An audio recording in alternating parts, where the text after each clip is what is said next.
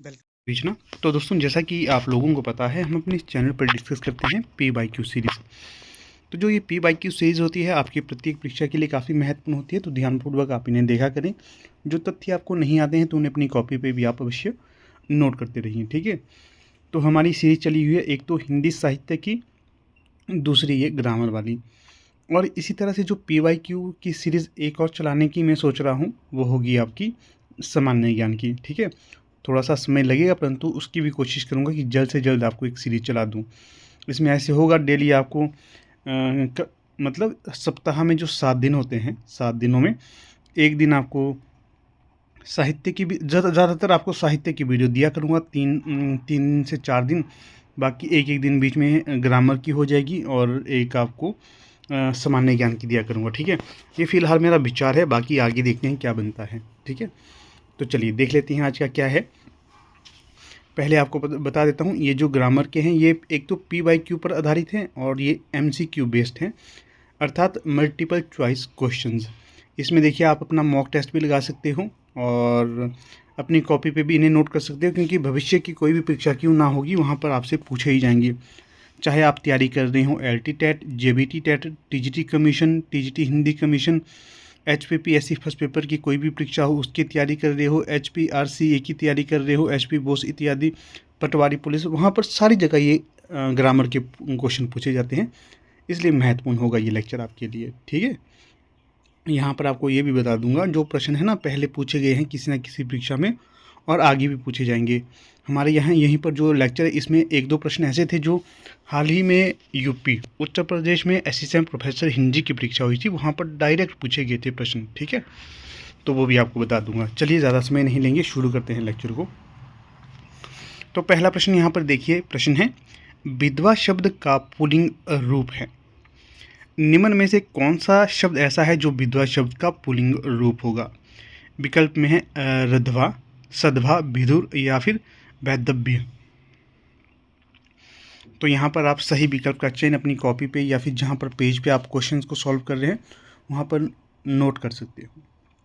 तो इसका जो सही विकल्प होगा तो वो होगा विधुर। विकल्प सी सही होगा, विधवा का पुल्लिंग शब्द होगा विधुर। अगला प्रश्न देखिए, 2, कोई भी कार्य अपने आप नहीं हो जाता बल्कि करना पड़ता है।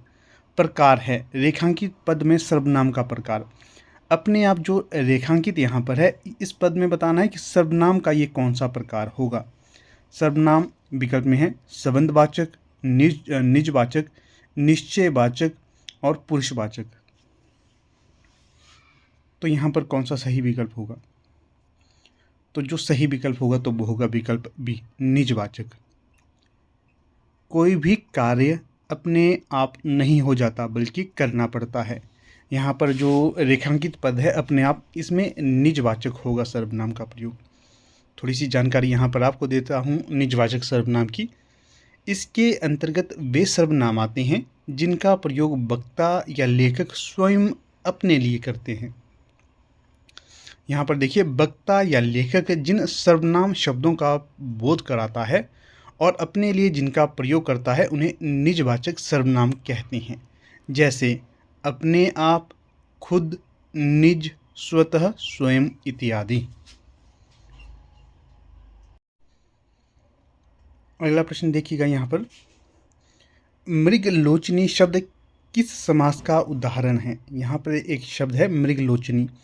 इस शब्द में समास का प्रयोग किया गया है। किस समास का प्रयोग किया गया है वो बताना है।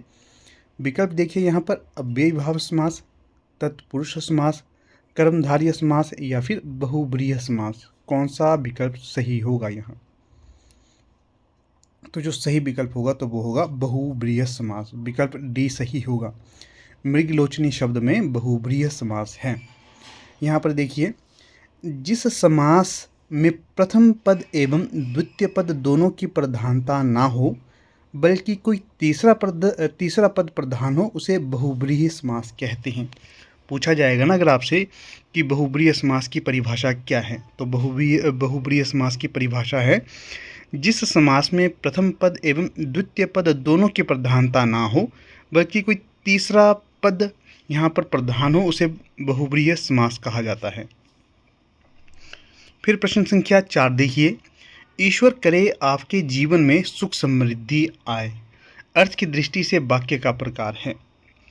विकल्प है संकेतवाचक, संदेहवाचक, इच्छावाचक, विस्मयादिबोधक। ईश्वर करे आपके जीवन में सुख समृद्धि आए, अर्थ की दृष्टि से वाक्य का प्रकार है।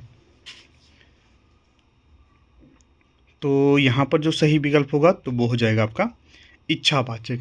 ऐसे वाक्य जिसमें या फिर जिनमें हमें वक्ता की कोई इच्छा, कामना, आकांक्षा, आशीर्वाद आदि का बोध हो, वह वाक्य इच्छावाचक वाक्य कहलाते हैं। ध्यान रखिए क्या है, ऐसे वाक्य जिनमें हमें वक्ता की कोई इच्छा, कामना, आकांक्षा, आशीर्वाद आदि का बोध हो तो वो वाक्य इच्छा वाक्य होता है। यहाँ पर देखिए, ईश्वर करे आपके जीवन में सुख समृद्धि आए, ठीक है। तो इस तरह से यहाँ पर सही विकल्प हो जाएगा सी। फिर अगला प्रश्न है 5, इसमें पूछा गया है तुम वापस कब आओगे, रेखांकित क्रिया विशेषण का भेद है। कब में कौन सी क्रिया विशेषण होगी ये बताना है। विकल्प है रीतिवाचक, कालवाचक, स्थानवाचक, प्रश्नवाचक। तो इसके लिए भी आप थोड़ा सा समय लीजिए और ठहर के अपना उत्तर दीजिए। तो देखिए, सही विकल्प होगा कालवाचक। तुम वापस कब आओगे, इसमें कालवाचक क्रिया विशेषण होगी। देखिएगा थोड़ी सी क्या है इसकी परिभाषा। वे क्रिया विशेषण शब्द जो हमें क्रिया के होने वाले समय का बोध कराते हैं, वह शब्द कालवाचक क्रिया विशेषण कहलाते हैं। यानी जब क्रिया होती है उस समय का बोध कराने वाले शब्दों को कालवाचक क्रिया विशेषण कहा जाता है, ये ध्यान रखिएगा। अगला प्रश्न देखिएगा 6, ज्यों ही श्री राम ने धनुष पर प्रत्यंचा चढ़ाई त्यों ही वह टूट गई, रचना की दृष्टि से वाक्य का प्रकार है। विकल्प में है संयुक्त वाक्य, सरल वाक्य, मिश्र वाक्य, साधारण वाक्य। एक बार फिर से पढ़ूंगा मैं। ज्यों ही श्री राम ने धनुष पर प्रत्यंचा चढ़ाई त्यों ही वह टूट गई, रचना की दृष्टि से वाक्य का प्रकार कौन सा होगा। विकल्प दिए गए हैं, इनमें से आप स्वयं चयन कीजिए कौन सा सही होगा। तो सही होगा यहाँ पर मिश्र वाक्य। ये कैसा वाक्य है, मिश्र वाक्य है। यहाँ पर देखिएगा, ऐसे वाक्य जिनमें सरल वाक्य के साथ साथ कोई दूसरा उपवाक्य भी हो, वे वाक्य मिश्र वाक्य कहलाते हैं। कैसे?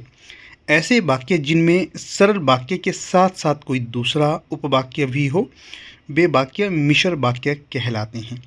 मिश्र वाक्यों की रचना एक से अधिक ऐसे साधारण वाक्यों से होती है जिनमें एक प्रधान वाक्य होता है, दूसरा वाक्य आश्रित होता है। कई बार ये भी पूछा जा सकता है, एक से अधिक ऐसे साधारण वाक्यों या फिर जिनमें एक प्रधान वाक्य होता है या फिर दूसरा वाक्य आश्रित होता है, उसे क्या कहा जाता है। विकल्प इसी प्रकार से होंगे, संयुक्त वाक्य, सरल वाक्य, मिश्र वाक्य या फिर साधारण वाक्य। अगर आपको ये ध्यान होगी परिभाषा तो आप सही बता सकते हो, उसे मिश्र वाक्य कहा जाता है। फिर प्रश्न है 7, इसमें पूछा गया है आपसे, मुझसे उठा नहीं जाता, इस वाक्य में प्रयुक्त वाच्य है। मुझसे उठा नहीं जाता, इस वाक्य में प्रयुक्त वाच्य है। विकल्प देखिए, कर्तृवाच्य, कर्मवाच्य, भाववाच्य, इनमें से कोई नहीं। तो जो सही विकल्प होगा तो वो होगा आपका भाववाच्य। मुझसे उठा नहीं जाता, इसमें जो वाच्य प्रयोग में लाया गया है तो वो होगा भाववाच्य। विकल्प सी सही होगा। आपसे ये भी प्रश्न पूछा जा सकता है, वाच्य के कितने भेद होते हैं। तो वाच्य के होते हैं 3 भेद, कर्तृवाच्य, कर्मवाच्य, भाववाच्य।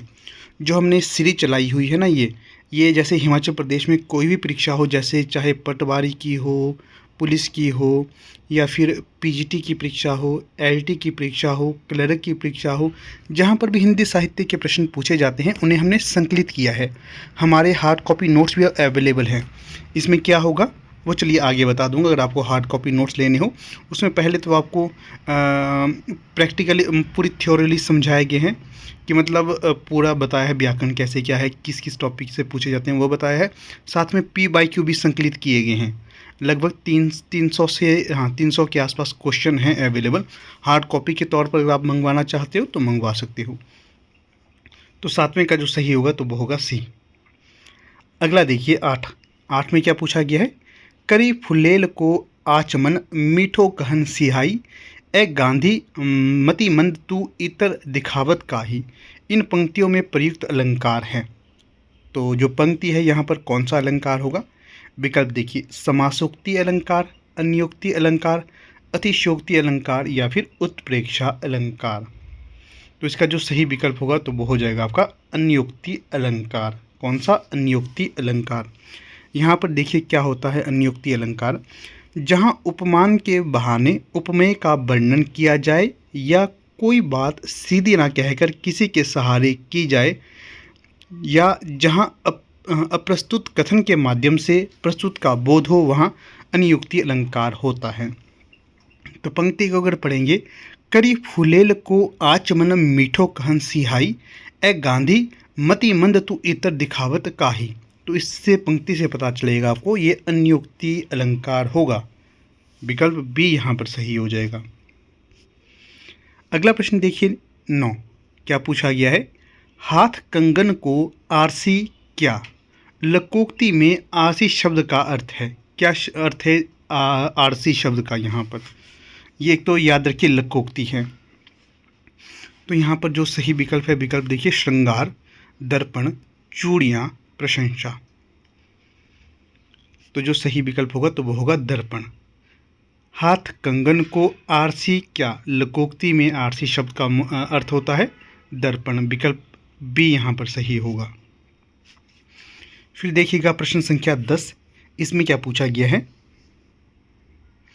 यहाँ पर पूछा गया है, 3 लोक से मथुरा न्यारी, लकोक्ति का अर्थ है। 3 लोक से मथुरा न्यारी, लकोक्ति का अर्थ क्या होगा? विकल्प में है मथुरा तीनों लोगों से अलग, तीनों लोकों में मथुरा सर्वश्रेष्ठ है, सबसे अलग और अनोखा, मथुरा पर तीनों लोगों की दृष्टि है। तो यहाँ पर सही जो विकल्प होगा तो वो होगा सबसे अलग और अनोखा। अगला प्रश्न देखिएगा 11, क्या पूछा गया है, परिनिष्ठित शब्द का दूसरा अर्थ होता है। परिनिष्ठित शब्द या परिनिष्ठित भाषा का दूसरा अर्थ क्या होता है? मानक भाषा, संपर्क भाषा, राजभाषा या फिर राष्ट्रभाषा। सरल प्रश्न है ये। तो जो परिनिष्ठित भाषा का अर्थ होता है मानक भाषा, ये भी ज्ञात होना चाहिए आपको, परीक्षा में डायरेक्ट इनडायरेक्ट पूछा जा सकता है। अगला प्रश्न है 12, इसमें पूछा गया है, हिंदी का पहला साप्ताहिक पत्र का नाम है। सामान्य प्रश्न है, सामान्य ज्ञान का भी प्रश्न है ये, हिंदी व्याकरण का या फिर हिंदी साहित्य का। हिंदी का पहला साप्ताहिक पत्र कौन सा है? विकल्प में है जनसत्ता, प्रजामित्र, उदंत मार्तंड, अमर उजाला। ये ध्यान रखिएगा, जो हिंदी का पहला पत्र था ये साप्ताहिक पत्र था, ये तो आपको याद होना चाहिए। अगर कौन सा होगा तो सही विकल्प होगा उदंत मार्तंड। कौन सा? उदंत मार्तंड। उदंत मार्तंड भारत में प्रकाशित होने वाला पहला हिंदी समाचार पत्र था। इसकी शुरुआत 30 मई 1826 को कलकत्ता से हुई थी। इसे पंडित जुगल किशोर शुक्ल ने शुरू किया था। वे इसके प्रकाशक और संपादक भी थे। उदंत मार्तंड का शाब्दिक अर्थ होता है समाचार सूर्य या बिना दांत का बाल सूर्य। ये इसके अर्थ भी होंगे, ये भी ध्यान रखिए। किसने कहाँ कब इसे प्रकाशित किया था ये भी आपको पता चलना चाहिए। फिर देखिए प्रश्न संख्या 13, चील के घर में मांस की धरोहर का अर्थ क्या होगा? विकल्प में है कोई चीज़ ऐसे व्यक्ति को सौंपना जो स्वयं उसे हड़प जाए। विकल्प बी बेहद कंजूस। विकल्प सी जिसका रक्षक ईश्वर हो। विकल्प डी विपत्ति के समय थोड़ी सहायता भी बहुत होती है। देखिएगा, आपको पता है चील कैसा पक्षी है? ये मांसभक्षी पक्षी है। अगर किसी चील के पास मांस रखोगे, क्या वो आपको लगता है कि मांस को नहीं खाएगा? नहीं, मांस को खा जाएगा। इस आधार पे कौन सा सही विकल्प होगा? तो सही विकल्प होगा यहाँ पर विकल्प ए, कोई चीज़ ऐसे व्यक्ति को सौंपना जो स्वयं उसे हड़प जाए। अगला प्रश्न देखिएगा यहाँ 14।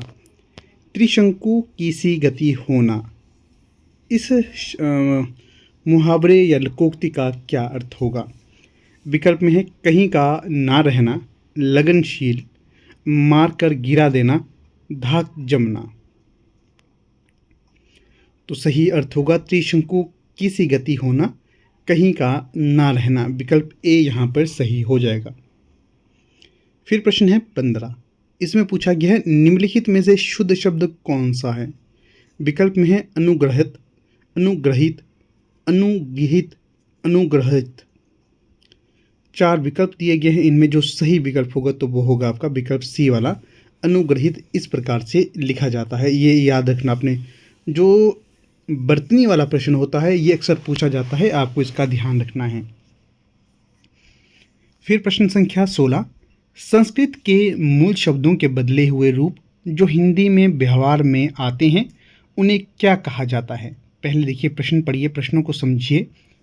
संस्कृत के मूल शब्दों के बदले हुए रूप जो हिंदी में व्यवहार में आते हैं उन्हें क्या कहा जाता है? विकल्प में है तत्सम, तद्भव, देशज, विदेशज। तो यहाँ जो सही विकल्प होगा तो वो होगा तद्भव। संस्कृत के मूल शब्दों के बदले हुए रूप जो हिंदी में व्यवहार में लाए जाते हैं उन्हें तद्भव शब्द कहा जाता है। मैंने आपको एक पूरा लेक्चर दिया है तत्सम, तद्भव, देशज, विदेशज शब्दों के लिए। अगर आपने देखा हो वो तो इससे आपको ज्ञात हो जाएगा। अन्यथा ये पंक्तियाँ जो छोटी छोटी होती हैं, जो छोटे छोटे प्रश्न होते हैं, उसी से आपको ज्ञात हो जाएगी ये चीज़ें। फिर देखिएगा प्रश्न संख्या 17। कौन सा व्यंजन स्पर्श संघर्षी है? कौन सा व्यंजन स्पर्श संघर्षी है? विकल्प में है त, च, क, ह। ये प्रश्न यूपी असिस्टेंट प्रोफेसर 2025 में जो परीक्षा हुई थी उसमें पूछा गया था डायरेक्ट। तो 17 का जो सही विकल्प होगा तो वो कौन सा होगा? तो वो होगा च। अगला देखिए 18। इसमें क्या पूछा गया है? जिन शब्दों का आश्चर्य, हर्ष, करुणा, घृणा, दुख, उत्साह आदि मनोभावों को व्यक्त करने के लिए प्रयोग होता है उन्हें क्या कहा जाता है? जिन शब्दों का आश्चर्य, हर्ष, करुणा, घृणा, दुख, उत्साह आदि मनोभावों को व्यक्त करने के लिए होता है उन शब्दों को क्या कहा जाता है? विस्मयादि बोधक, संबंध बोधक, समुच्चय बोधक, क्रिया विशेषण। सही विकल्प यहाँ कौन सा होगा? तो जो सही विकल्प होगा तो वो होगा विकल्प ए, विस्मयादि बोधक कहा जाता है इन शब्दों को जिनमें मनोभावों का प्रयोग होता है। फिर देखिए प्रश्न संख्या 19। मुहावरे और लोकोक्तियाँ किसकी यथार्थ निधि होते हैं? मुहावरे और लोकोक्तियाँ किसकी यथार्थ निधि होते हैं? विकल्प में है भाषा, संज्ञा, सर्वनाम, क्रिया विशेषण। तो यहाँ सही जो विकल्प हो जाएगा तो वो होगा भाषा। ये प्रश्न भी पहले पूछा गया है किसी न किसी परीक्षा में, काफ़ी इम्पोर्टेंट है। ये देखिए अगला पीस। किसी शब्द का विपरीत अर्थ बतलाने वाला शब्द क्या कहलाता है? विकल्प में है अशुद्ध, शुद्ध, विलोम, प्रत्यय। किसी शब्द का विपरीत अर्थ बतलाने वाले शब्द क्या कहलाते हैं? तो इन्हें कहा जाता है विलोम। साधारण सा प्रश्न है परंतु काफ़ी महत्वपूर्ण है। अगला है न का उच्चारण स्थान है। न शब्द का उच्चारण स्थान क्या होगा? विकल्प में है ओष्ठ्य, दंत्य, तालव्य, कंठ्य। तो सही जो विकल्प होगा तो वो होगा दंत्य। दंत्य मतलब दांत से उच्चारित होने वाले शब्द। फिर है 22। इनमें से मानक शुद्ध शब्द का रूप कौन सा नहीं है? विकल्प में देखिए 11, 79, 53, 49। जब आप उच्चारित करोगे तो स्वयं आपको पता चलेगा। 11, 79, 53, 49। तो जो 53 है ये नहीं शुद्ध होगा, इसका होगा 53। ठीक है, 53 नहीं होता, तिरी इसका ध्यान रखना। तो हाँ, आगे बढ़ने से पहले आपको जानकारी दे देता हूँ, हमारी टीम के द्वारा अब ग्रामर के भी हार्ड कॉपी नोट्स अवेलेबल करवाए जा रहे हैं। अगर आप में से कोई भी ग्रामर के नोट्स लेना चाहता है, बेहद अच्छे और प्रामाणिक नोट्स हैं ये। इसमें आपको क्या मिलेगा, इसमें देखिए हिंदी ग्रामर के टॉपिक्स भी होंगे और PYQ भी होंगे। PYQ से तात्पर्य है प्रीवियस ईयर्स क्वेश्चन, कोई भी परीक्षा क्यों ना हो उनसे संकलित किए गए हैं इस हार्ड कॉपी नोट्स में ही ये सारे। अगर आप लेना चाहते हो तो आप बेझिझक संपर्क कर सकते हो। नंबर आपको बता देता हूँ, इस नंबर के माध्यम से आप संपर्क कर सकते हो। देखिएगा 76 517 294, 76 517 294। इसमें आपने व्हाट्सएप करना है, व्हाट्सएप के माध्यम से ही आप संपर्क कर सकते हो, इस पर कॉल नहीं हो पाएगी। अगर व्हाट्सएप करोगे तो आपके जो भी प्रश्न होंगे, जो भी क्वेरी होगी, उसको हम हल करने की कोशिश करेंगे। अगर ये नोट्स लेना चाहते हो तो इस पर आप व्हाट्सएप करिए और अवश्य आपको ये आपके होम एड्रेस पे सेंड कर दिए जाएंगे। बहुत ही नॉमिनल चार्जेस रखे गए हैं इसके। फिर देखिए, अगर आप हमारे फ्री व्हाट्सएप ग्रुप के साथ जुड़ना चाहते हैं, जहां पर आपको फर्स्ट पेपर से संबंधित स्टडी मैटर दिया जाता है, न्यूज़पेपर दिया जाता है, न्यूज़पेपर की कटिंग, डेली इम्पॉर्टेंट लेक्चर दिए जाते हैं, PDF फाइल सेंड की जाती है, हिंदी ग्रामर दिया जाता है, हिंदी साहित्य के आपको लेक्चर दिए जाते हैं। अगर जुड़ना चाहते तो इसके लिए भी आपको व्हाट्सएप करना है, इसी नंबर पे आपको ऐड कर दिया जाएगा।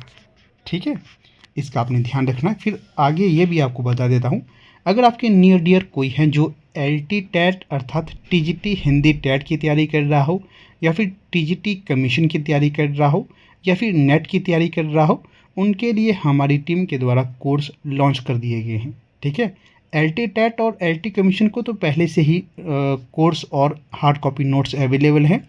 नेट के लिए भी आपको जल्द ही कोर्स अवेलेबल करवा देंगे।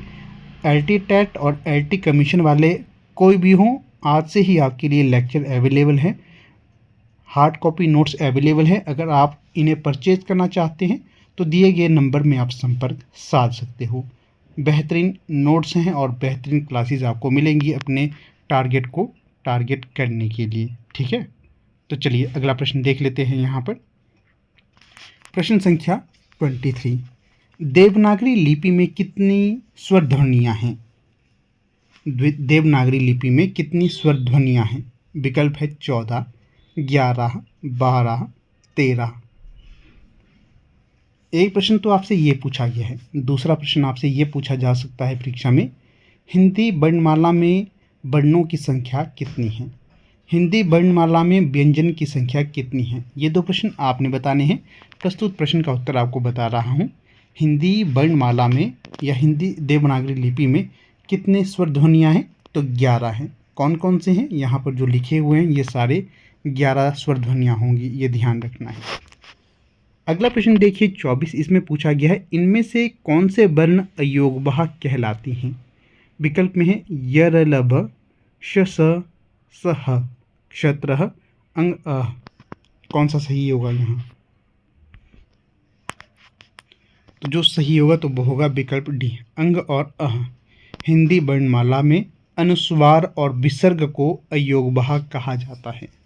कई बार आपसे परीक्षा में ये भी प्रश्न डायरेक्ट पूछा जा सकता है कि जो अनुस्वार है तो वो कौन सा है? अंग ये जो है ये अनुस्वार है, और विसर्ग विसर्ग कौन सा है? ये विसर्ग है। ठीक है, बिंदी है इसे अनुस्वार कहा जाता है, और दो बिंदियां इस तरह से होगी तो उसे विसर्ग कहा जाता है, और इन दोनों को क्या कहा जाता है? अयोगवाह कहा जाता है। ठीक है, ये ध्यान रखना है। ये दोनों वर्ण स्वर और व्यंजन के गुण रखते हैं, इसलिए इन्हें अयोगवाह कहा जाता है। क्यों इन्हें अयोगवाह कहा जाता है? इन्हें इसलिए अयोगवाह शब्द कहा जाता है क्योंकि ये स्वर और व्यंजन के गुण रखते हैं, इसलिए इन्हें अयोगवाह कहा जाता है। ध्यान रखिएगा। फिर अगला प्रश्न है 25, किस बोली की प्रधान प्रवृत्ति अकारांत शब्द है? किस बोली की प्रधान प्रवृत्ति अकारांत शब्द है? विकल्प में है खड़ी बोली, ब्रजभाषा, अवधी, कन्नौजी। तो सही जो विकल्प होगा तो वो होगा ब्रजभाषा, विकल्प बी सही होगा। औकारांत शब्द ब्रजभाषा से संबंधित हो गए, इनकी प्रवृत्ति इसी से संबंधित है। अब ये भी पूछा जाता है औकारांत शब्द कैसे शब्द होते हैं। औकारांत शब्द उन शब्दों को कहा जाता है जिनका अंत अ से होता है। ये शब्द संस्कृत व्याकरण में आते हैं, इसका भी ध्यान रखना है, और ब्रजभाषा में भी आते हैं, इसका भी ध्यान रखना। इस तरह के प्रश्न आपको बार बार परीक्षा में पूछे जाएंगे, ठीक है, ध्यान रखिएगा। फिलहाल देखिए यहाँ पर हमारा जो लेक्चर था आज का ये समाप्त होता हुआ।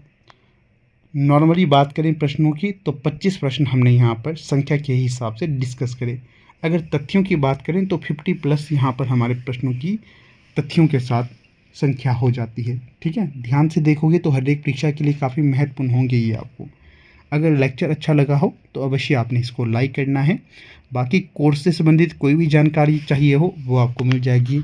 नोट्स से संबंधित कोई भी जानकारी चाहिए हो आपको वो भी आपको मिल जाएगी।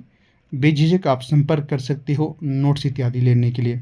व्हाट्सएप ग्रुप के साथ जुड़ना है तो उसके लिए भी आप संपर्क कर सकते हो। बाकी फ़िलहाल यहाँ पर अब अपनी वीडियो का समापन कर लेते हैं। आप लोग वीडियो के अंत तक बने रहे इसका बहुत बहुत धन्यवाद।